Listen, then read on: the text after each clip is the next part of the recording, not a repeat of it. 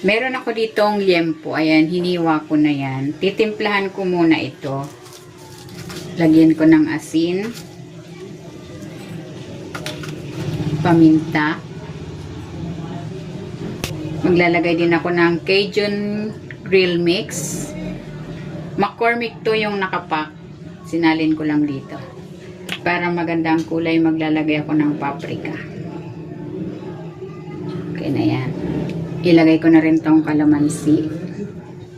At itong Worcestershire sauce. Maglalagay din ako ng konting oil. Yan. Haluin ko muna. Kung hindi ka pa nakapag-subscribe sa aking channel, please subscribe at i-click mo na rin ang notification bell para lagi kang updated sa aking latest recipes. Ayan, okay na ito. Ibabad muna natin ito for at least 30 minutes. Maglalagay ako ng cooking oil. I-sear ko muna itong pork.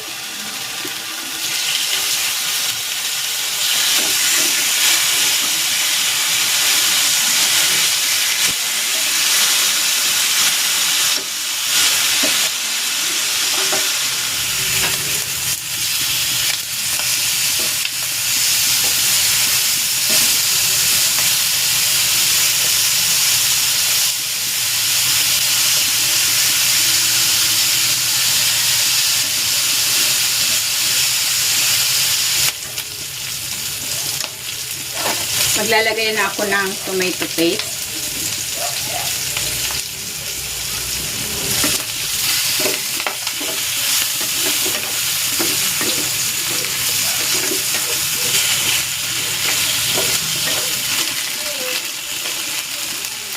Ilalagay ko na itong pinagbabara nitong pork.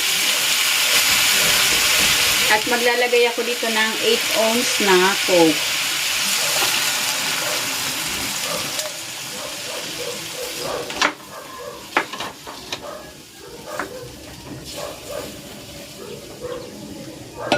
Tatakpan ko ito. I-simmer ko ito for 30 to 40 minutes or hanggang sa lumambot yung ating pork belly.